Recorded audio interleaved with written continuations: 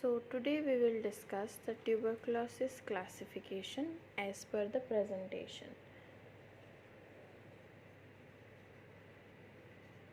So as per the presentation, it is divided into three types. First one is your primary infection,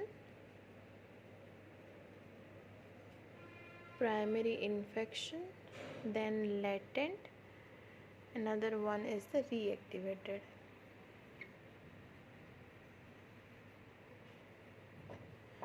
So what is that primary infection? The primary infection indicates that, for example, one person is there and the person is getting infected with the tuberculosis bacteria, that is known as the primary infection. Initially the person is having the infection, that is known as the primary infection. But in the primary infection, what happens? Our body have the WBCs, and the WBCs has the capacity of engulfing the bacteria.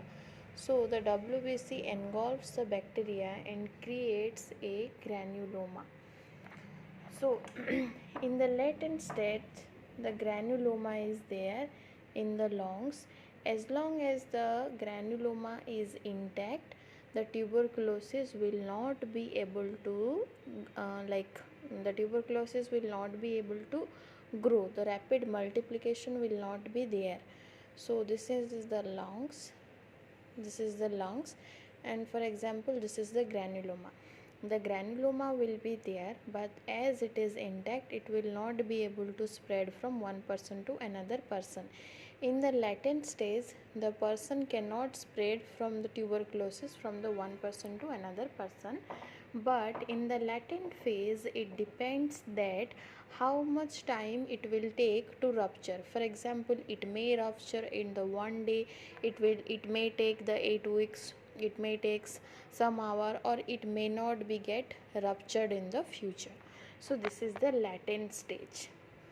So now the reactivated tuberculosis, when the ruptured granuloma when the granuloma will get rupture and the tuberculosis bacteria will come out, and then after they will go do the rapid multiplication. That stage is known as the reactivated tuberculosis. Why it is called as the reactivated tuberculosis? Because in the primary stage the person was only get infected with the tuberculosis, but then after it has stopped its growth by forming a granuloma. But the granuloma is bursting out, maybe due to your low immunity system or maybe due to the another reasons. So when it is again bursting out and again the multiplication is getting started, then that is known as the reactivated tuberculosis, where the patient will show the sign and the symptoms of tuberculosis.